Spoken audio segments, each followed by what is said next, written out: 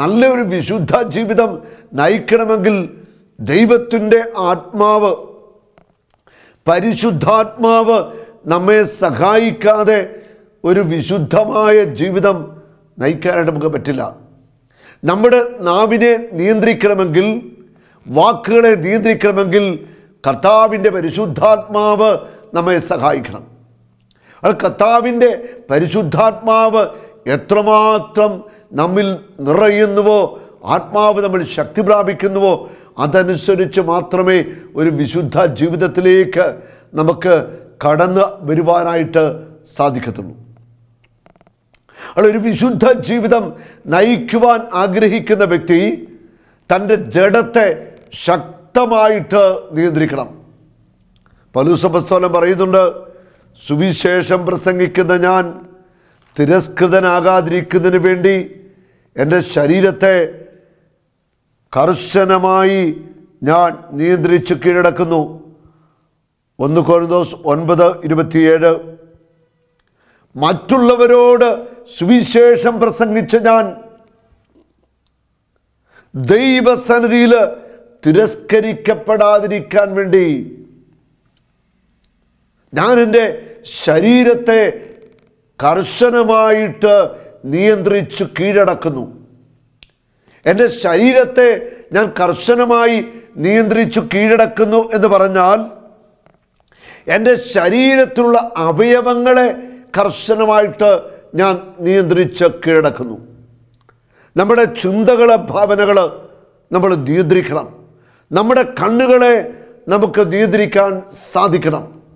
നമ്മുടെ നാവിനെയും ചുണ്ടുകളെയും നമുക്ക് നിയന്ത്രിക്കാൻ സാധിക്കണം. ഭക്ഷണാസക്തിയെ നിയന്ത്രിക്കാൻ സാധിക്കണം. ലൈംഗിക വികാരങ്ങളെ നിയന്ത്രിക്കാൻ സാധിക്കണം.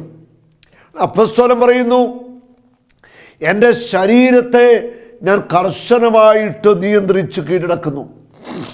അത് നമ്മുടെ ശരീരത്തിലെ ഓരോ അവയവങ്ങളെയും, കൈകളെയും കാലുകളെയും പഞ്ചേന്ദ്രിയങ്ങളെയും മനസ്സിനെയും എല്ലാം കർശനമായിട്ട് നിയന്ത്രിച്ചെങ്കിൽ മാത്രമേ ഒരു ആത്മീയ മനുഷ്യനായിട്ട്, കൃപ നിറഞ്ഞ ഒരു വ്യക്തിയായിട്ട് അഭിഷേകത്തിൽ നമുക്ക് വളർന്ന് വരുവാനായിട്ട് സാധിക്കത്തുള്ളൂ. ഒരു ആത്മീയ മനുഷ്യനാണെങ്കിൽ അവൻ കർശനമായിട്ട് അവൻ്റെ നാവിനെ, ചുണ്ടുകളെ നിയന്ത്രിക്കണം. നാവിനെയും ചുണ്ടുകളെയും നിയന്ത്രിക്കുമ്പോൾ തന്നെ ആത്മീയ ജീവിതത്തിൽ നമുക്ക് വിജയിക്കാൻ സാധിക്കുക. അവൾ ശരീരത്തിൻ്റെ എല്ലാ അവയവങ്ങളെയും കർശനമായിട്ട് നിയന്ത്രിച്ചുകൊണ്ട് ഉപവാസത്തിലും പ്രാർത്ഥനയിലും വിശുദ്ധിയിലും ഒരു ജീവിതം നയിക്കുവാനായിട്ട് നമുക്ക് ഓരോരുത്തർക്കും കഴിയണം. ഈ വിശുദ്ധിയിലേക്കുള്ള വിളി എന്ന് പറയുന്നത് എല്ലാവരെയും ദൈവം വിളിച്ചിരിക്കുക. മാമോദീസ എന്ന കൂദാശയിലൂടെ ക്രിസ്തുവുമായിട്ട് ഐക്യപ്പെട്ട് ഒന്നായ വ്യക്തികൾ, അവനോടുകൂടെ മരിച്ച് സംസ്കരിക്കപ്പെട്ട് ഉയർത്തെഴുന്നേറ്റ വ്യക്തികൾ, അങ്ങനെ നമ്മൾ ക്രിസ്തുവിൽ വളരണമെങ്കിൽ നമ്മുടെ ശരീരത്തെ, നമ്മുടെ വികാരങ്ങളെയൊക്കെ ശക്തമായിട്ട് നിയന്ത്രിക്കണം. നമ്മൾ വിശുദ്ധരുടെ ചരിത്രത്തിലൊക്കെ വായിക്കുന്നുണ്ട്, അവർ ശരീരത്തെ നിയന്ത്രിക്കുവാനായിട്ട് ഉപവാസം കഠിനമായിട്ടെടുക്കും. അതുകൂടാതെ സ്വയം ചമ്മറ്റി കൊണ്ടടിക്കും, മുള്ളരഞ്ഞാണം അരക്കി കെട്ടും, ചെരുപ്പ് ഉപയോഗിക്കത്തില്ല. അങ്ങനെ പല കാര്യങ്ങൾ, സ്വന്തം ശരീരത്തെ തൃപ്തിപ്പെടുത്തുന്ന വികാരങ്ങൾക്കനുസരിച്ചല്ല അവർ ജീവിച്ചത്. അവർ ജീവിച്ചത് ദൈവത്തെ എങ്ങനെ പ്രീതിപ്പെടുത്താം, അതായിരുന്നു വിശുദ്ധാത്മാക്കളുടെ ചിന്ത. അപ്പോൾ ഓരോ വിശ്വാസിയുടെയും ചിന്ത അങ്ങനെയാവണം. എങ്ങനെ ദൈവത്തെ പ്രസാദിപ്പിക്കാൻ പറ്റും, എങ്ങനെ ദൈവത്തെ പ്രീതിപ്പെടുത്താൻ പറ്റും, ആ ഒരു ചിന്ത നമ്മുടെ ഉള്ളിൽ എപ്പോഴും ഉണ്ടാവണം. മനുഷ്യൻ്റെ പ്രീതിയോ, മനുഷ്യൻ തരുന്ന പ്രശംസയോ, അല്ലെങ്കിൽ അവിടെ നല്ല വാക്കുകളോ അല്ല വലുത്. അതിൻ്റെ അപ്പുറം ദൈവം എന്നെ എങ്ങനെ കാണുന്നു, ദൈവത്തിൻ്റെ മുൻപിൽ നമുക്ക് പ്രീതികരമായത് ചെയ്യാൻ സാധിക്കുന്നുണ്ടോ? ഇതൊക്കെയാണ് വിലപ്പെട്ടത്. ഹല്ലേലൂയ. ആത്മീയ ജീവിതത്തിൽ നമ്മുടെ ശരീരത്തെ കർശനമായിട്ട് നിയന്ത്രിക്കണം. നമ്മുടെ ശരീരത്തെ കർശനമായിട്ട് നിയന്ത്രിച്ചെങ്കിൽ മാത്രമേ നമ്മുടെ ആത്മാവ് പരിശുദ്ധാത്മാവിൽ നിറഞ്ഞ് കരുത്തു പ്രാപിക്കത്തുള്ളൂ. നമ്മൾ ആത്മാവിൽ ജ്വലിക്കണമെങ്കിൽ ശരീരത്തെ കർശനമായി നിയന്ത്രിക്കണം. തിന്നും കുടിച്ചും ജഡത്തിൻ്റെ സുഖങ്ങൾ ഒക്കെ ആസ്വദിച്ച് ഒരിക്കലും ഒരു ആത്മീയ ജീവിതം മുൻപോട്ട് നയിക്കാൻ പറ്റില്ല. ആത്മീയ ജീവിതത്തിൽ നമ്മുടെ ശരീരത്തിന് വലിയ പ്രാധാന്യമുണ്ട്. നമ്മുടെ ശരീരം ദൈവാത്മാവിൻ്റെ ആലയമാണ്. ആ ദൈവാത്മാവിൻ്റെ ആലയത്തെ വിശുദ്ധിയിൽ നമ്മൾ കാത്തു സൂക്ഷിക്കണം. നമ്മുടെ ഓരോ അവയവങ്ങളെയും വിശുദ്ധിയിൽ കാത്തു സൂക്ഷിക്കണം. അപ്പോസ്തലൻ പറയുന്നു, ഞാൻ തിരസ്കരിക്കപ്പെടാതിരിക്കാൻ വേണ്ടി, ദൈവത്തിൻ്റെ മുൻപിൽ ഞാൻ തിരസ്കരിക്കപ്പെടാതിരിക്കാൻ വേണ്ടി ഞാൻ മറ്റുള്ളവരുടെ സുവിശേഷം പറഞ്ഞു. ദൈവാത്മാവിൻ്റെ ശക്തി കൊണ്ട് അടയാളങ്ങളും അത്ഭുതങ്ങളും ഒക്കെ പ്രവർത്തിച്ചു. ദൈവരാജ്യത്തിനു വേണ്ടി തീഷ്ണമായി തോടിയ അപ്പോസ്തലൻ പറയുക, ഞാൻ തിരസ്കൃതനാകാതിരിക്കാൻ എൻ്റെ ശരീരത്തെ കർശനമായിട്ട് നിയന്ത്രിക്കുന്നു. ഓരോ ആത്മീയ മനുഷ്യനും വിശുദ്ധി പ്രാപിക്കാൻ ആഗ്രഹിക്കുന്നവരും തങ്ങളുടെ ശരീരത്തെയും ശരീരത്തിലെ ഓരോ അവയവങ്ങളെയും കർശനമായിട്ട് നിയന്ത്രിക്കണം. ശരിക്കും നമ്മൾ ബലം പിടിച്ചു തന്നെ നിയന്ത്രിക്കേണ്ടിയിരിക്കുന്നു. ഇവിടെ ദൈവത്തിൻ്റെ ആത്മാവ് നമുക്ക് കരുത്തു നൽകും. ദൈവത്തിൻ്റെ ആത്മാവ് നമുക്ക് ശക്തി നൽകും.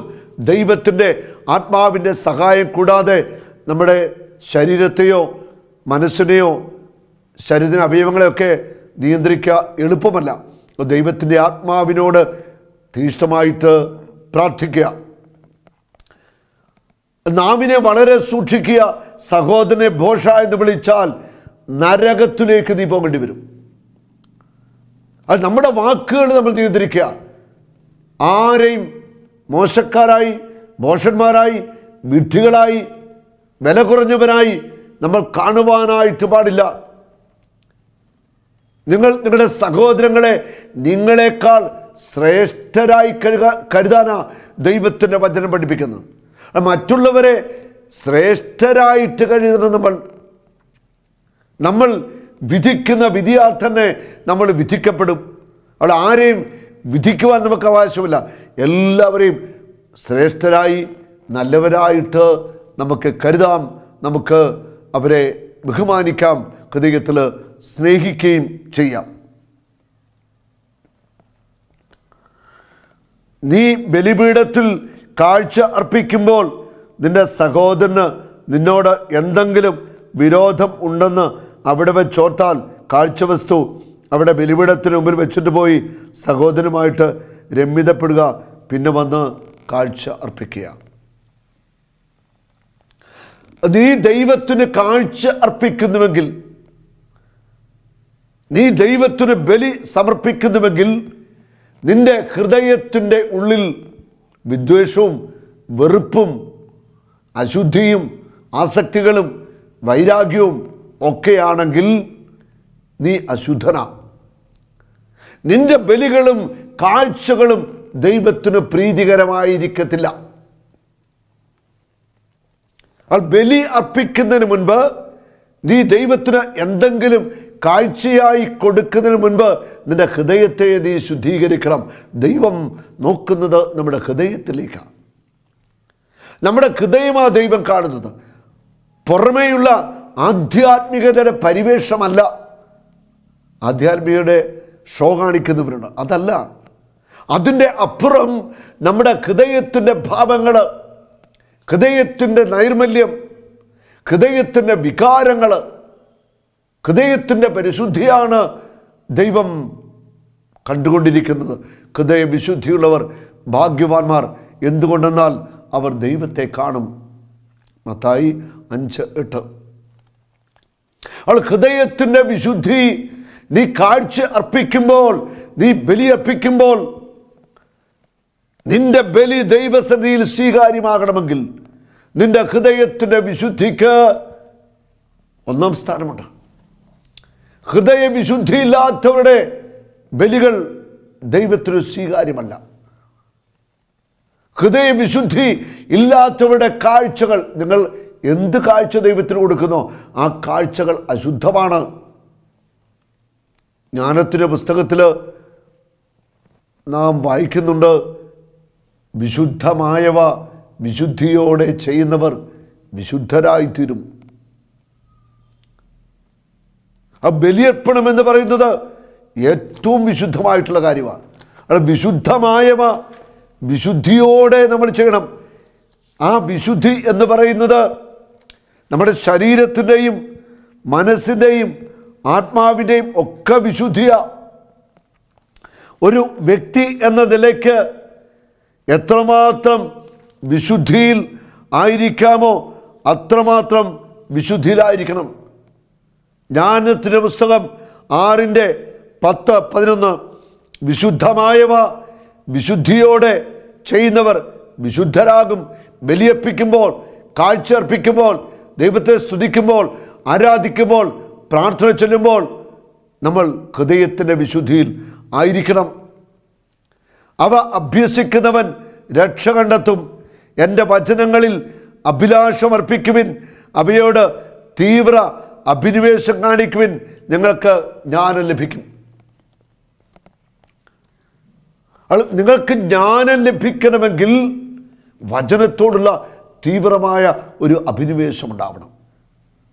നമ്മൾ വിശുദ്ധിയിൽ വളരുക, നമ്മുടെ ഇന്ദ്രിയങ്ങളെ നമ്മൾ നിയന്ത്രിക്കുക, നമ്മുടെ ജീവിതത്തിൽ അനുഭവിക്കുന്ന സഹനങ്ങൾ സന്തോഷത്തോടെ അത് സ്വീകരിച്ച് ദൈവത്തിന് നന്ദി പറയുക.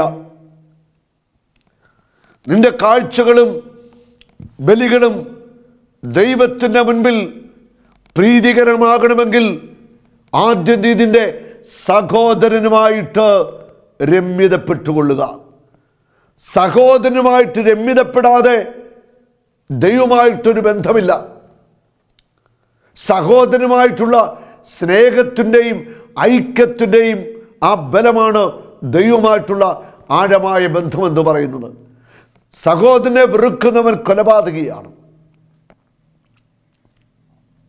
നമ്മുടെ മനസ്സുള്ള വെറുപ്പിൻ്റെ ചിന്തകളൊക്കെ നമുക്ക് പൂർണ്ണമായിട്ട് ഉപേക്ഷിക്കാം.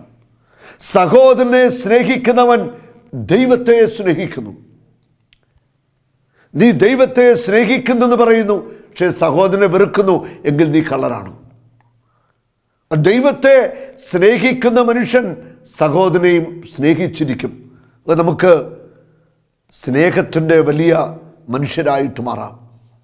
നമ്മുടെ ഹൃദയം നിറയെ ദൈവസ്നേഹം നിറയട്ടെ.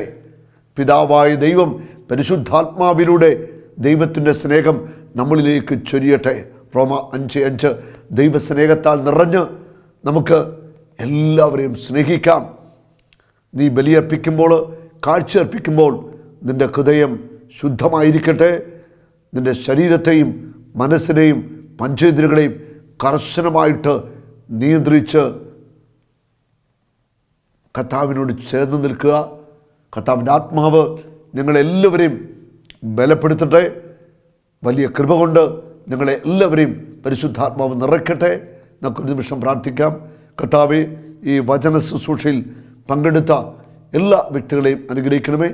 യേശുവിൻ്റെ നാമത്തിൽ അത്ഭുത രോഗശാന്തികളും അടയാളങ്ങളും സംഭവിക്കട്ടെ. ക്യാൻസറുകൾ സൗഖ്യമാവട്ടെ, ട്യൂമറുകൾ വറ്റിപ്പോവട്ടെ, മാനസിക രോഗികൾ, ഓട്ടിസമുള്ള കുഞ്ഞുങ്ങളൊക്കെ സൗഖ്യമാവട്ടെ, കടബാധ്യതകൾ മാറിപ്പോവട്ടെ. ദൈവ കരുണയുടെ വലിയ ഒരു പ്രവാഹമുണ്ടാവട്ടെ. യേശുവിൻ്റെ നാമത്തിൽ എല്ലാവരെയും അനുഗ്രഹിക്കുന്നു. കർത്താവേ, ഞങ്ങളുടെ മുറിവേറ്റ കരമയ്ക്കണമേ. ആമേൻ. ഒരു നാളും നീ അനാഥനല്ല, ഒരു നാളും നീ അന്യനല്ല, ഒരു നാളും നീ